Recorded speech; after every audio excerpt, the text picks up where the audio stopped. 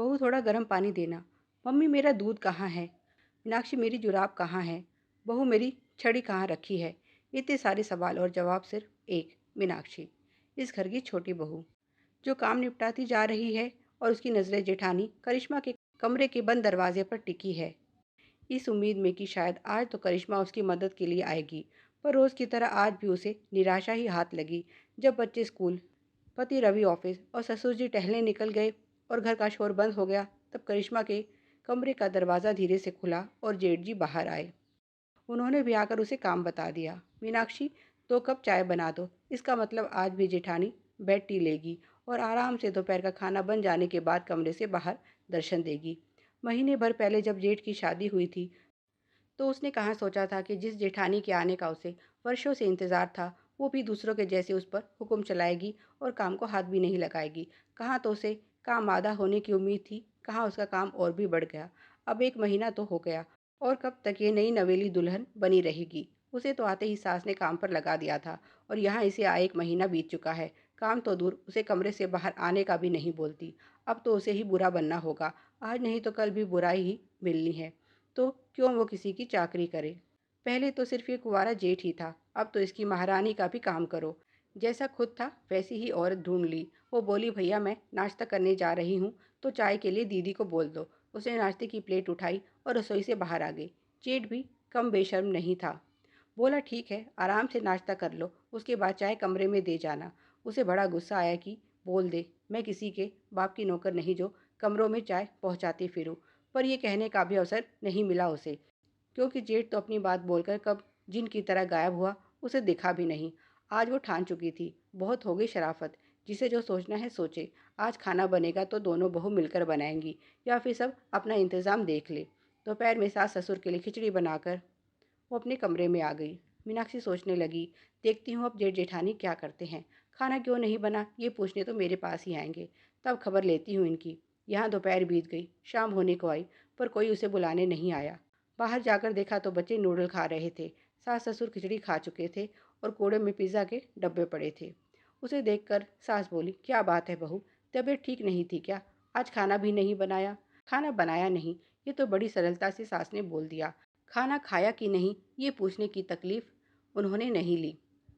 उसे चुप देखकर सास फिर बोली, अभी के लिए बच्चों को नूडल खिला दिए हैं, रात का अपना देख लेना। मीनाक्षी बोली, माँ जी मैं तो आज खाना नहीं बना सकती, इसीलिए क्या बनाना है दीदी को बता दीजिए, कहीं सब मेरे इंतज़ार में भूखे बैठे रहे। यहाँ कोई तुम्हारे इंतज़ार में नहीं बैठा बहू, सब अपना इंतज़ाम कर चुके हैं। ससुर जी बोले, बड़ी बहू तो पिज़्ज़ा खाकर घूमने निकल चुकी है और ये तुम्हारी सास, इसका तो आज पड़ोसन के यहाँ से न्योता है। बचा मैं और तुम्हारा परिवार। बनाने की हिम्मत हो तो साग सब्जी काट दूँ, नहीं तो रवि को बाहर से लाने का बोल देता हूँ। ये हो क्या रहा है इस घर में? मीनाक्षी का तो सर चकरा गया। कोई कुछ उस नई बहू को कहता क्यों नहीं, ये जानते हुए भी कि मेरी तबीयत खराब है और दिन में भी किसी ने ठीक से खाना नहीं खाया। वो रात का खाना बनाने की जगह घूमने निकल गई। जो सास उसे सुनाने का एक अवसर हाथ से जाने नहीं देती, उस पर इतनी मेहरबान कैसे है? ये ससुर जी कब से इतने भले हो गए जो उसकी मदद करने लगे। रात को रवि खाना बाहर से लाए और सबने वही खा लिया, बिना किसी नखरे के कि इसमें तेल ज़्यादा है, ये तला भुना है, मसाले कुछ ज़्यादा ही हैं, पता नहीं साफ़ सफाई के साथ बनाया भी गया है या नहीं। आदि अक्सर कहे जाने वाले वाक्य खाने की टेबल से नदारद थे। अब खाना तो जेठानी ने नहीं बनाया, लेकिन बर्तन उन्हें तो साफ करना होगा, क्योंकि कुछ दिनों से मैरी छुट्टी पर थी। यहाँ भी चमत्कार हुआ और जेठानी खाकर कमरे में चली गई और सास जो अभी बाहर से आई थी, उन्होंने सारे बर्तन धो डाले। मीनाक्षी की हैरानी को सब समझ रहे थे, पर इसका समाधान क्या पति देव ने? रवि ने उसे बताया, इतनी चकित क्यों हो? अब करिश्मा घर में लाओगे तो ऐसे चमत्कार तो होंगे ही। उन्होंने बताया, करिश्मा के पिताजी ने जीजाजी को कई लाख की मदद देकर उनके डूबते बिजनेस को बचाया है। ऐसे में उनकी बेटी को स्पेशल ट्रीटमेंट तो मिलना ही है। क्या उसकी ननद ममता के पति की मदद करने वाले जेठानी के पिता हैं? क्या वो इतने बड़े घर की है? कहाँ उसका जेठ? ये मेल हुआ कैसे? जिसे कोई साधारण व्यक्ति बेटी देने को तैयार नहीं था, उसे ये अमीरजादी कैसे मिल गई?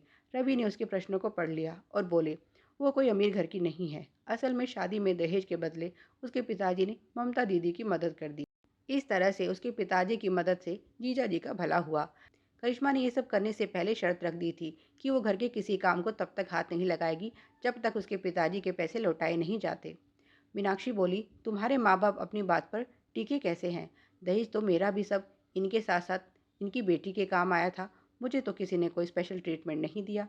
रवि बोले, बात तो तुम्हारी सही है, पर तुम करिश्मा जैसी तेज नहीं थी ना। ये तो उसे भी पता था कि पैसे मिलने के बाद ये लोग बदल जाएंगे, इसीलिए उसने पूरी लिखा पढ़ी के साथ ये काम किया है।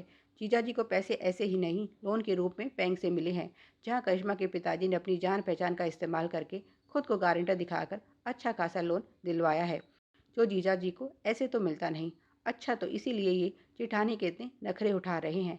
इसका मतलब अब मैं यहाँ उसकी भी नौकरानी बना दी गई हूँ। जिसने पैसा लिया है वो जाने। मैं जेठानी को सर पर बैठाने वाली नहीं। अब वो गुस्से में थी। रवि बोले, मैं भी ये नहीं चाहता भला किसी का हुआ और उसकी भरपाई मेरी पत्नी करे, इसलिए मैंने उनसे अलग होने की बात की थी। पर वहाँ पिताजी ने ये कहते हुए इनकार कर दिया कि जब तक वो जिंदा हैं वे बंटवारा नहीं करेंगे। अब या तो तुम 20 साल तक करिश्मा के नखरे देखो, या जीजा जी के जल्दी पैसे लौटाने की प्रार्थना करो, या फिर हमें ये घर छोड़कर जाना होगा। ये 3 ही रास्ते हैं इस समय हमारे सामने। अब तुम सोच लो क्या करना है। मुझे तुम्हारा हर फैसला मंजूर होगा। रवि सच में बहुत परेशान थे। अगली सुबह उसने करिश्मा की पसंद का सब नाश्ता बनाया और उसे कमरे में देने चल दी। उसने दरवाज़ा खटखटाया।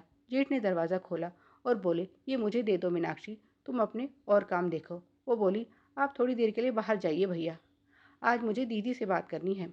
करिश्मा बोली, अंदर आ जाओ मीनाक्षी। अब जेठ चुपचाप बाहर निकल गए। मीनाक्षी उसके पास गई और बोली, आज आपसे विदा लेने आई हूँ, क्योंकि कल हम ये घर छोड़ कर जा रहे हैं। करिश्मा बोली, मुझे तुमसे कुछ ऐसी ही उम्मीद थी। वैसे भी कोई समझदार इंसान क्यों दूसरे के लिए मुफ्त में काम करेगा? वैसे भी इस सब में तुम्हारी ना तो कोई सहमति थी और ना कोई फ़ायदा। ऐसे में ये अच्छा सोचा तुमने। मीनाक्षी बोली, आप तो बड़ी समझदार हैं, लेकिन एक चूक हो गई आपसे। इतना सब सोचा, लेकिन ये सोचना भूल गई कि जिससे शादी की है वो घर चलाने का दम भी रखता है या नहीं। बता दूँ, यहाँ घर मेरे पति की कमाई से चलता है। ऐसे में हम यहाँ से गए तो आप समझ गई होगी। करिश्मा ये अच्छे से जानती थी कि सुनील की आय से दोनों का गुजारा भी मुश्किल है। ऐसे में पिछले 1 महीने से जो आराम वो फरमा रही है वो तो दूर की कौड़ी है। सास ससुर और पति तो उसकी बात मानने को मजबूर थे, लेकिन देवर देवरानी पर कोई बंदिश नहीं थी। ऐसे में अगर उसने काम में देवरानी की मदद नहीं की तो वो सच में यहाँ से जा सकते हैं। मीनाक्षी बोली, अब सब आपकी समझदारी पर है। मैं कपड़े धोने जा रही हूँ। ऐसे में मेहरी की छुट्टी पर जाने से सफाई का काम भी बढ़ गया है। सोच रही हूँ जब यहाँ रहना ही नहीं तो सफाई भी क्यों करनी। अब जो यहाँ रहेंगे वो देखे ये सब। मीनाक्षी इतना बोलकर चली गई। कुछ देर बाद जब वो रसोई में लौटी तो देखा करिश्मा झाड़ू लगा रही थी। उसने नाश्ते के बर्तन भी साफ कर दिए थे। मीनाक्षी बोली, जेठानी जी आप तो बड़े अच्छे से सफाई करती हैं। ऐसे ही समझदारी दिखाती रही तो शायद हमें यहाँ से जाने का विचार त्यागना पड़ेगा। आज देवरानी जेठानी ने कंधे से कंधा मिलाकर काम किया तो काम भी जल्दी हो गया और मेहनत भी आधी लगी। सास ससुर भी चुपचाप इस जोड़ी को देखते रहे। जो वो सास ससुर होकर ना कर सके वो देवरानी होकर मीनाक्षी ने कर दिखाया। अगले दिन से दोनों मिलकर साथ काम करने लगी। सास ससुर और पति को करिश्मा अपने तरीके से इशारों पर नचाती रही, पर अब वो घर में अपनी जिम्मेदारी भी निभा रही थी और दोनों देवरानी जेठानी अब दोस्त बनती जा रही थी, जो सबके लिए अच्छा था। इसी तरह की और भी मज़ेदार कहानियाँ पाने के लिए तेरी मेरी कहानियाँ को सब्सक्राइब करें। कहानी अच्छी लगी हो तो लाइक और शेयर करें। धन्यवाद।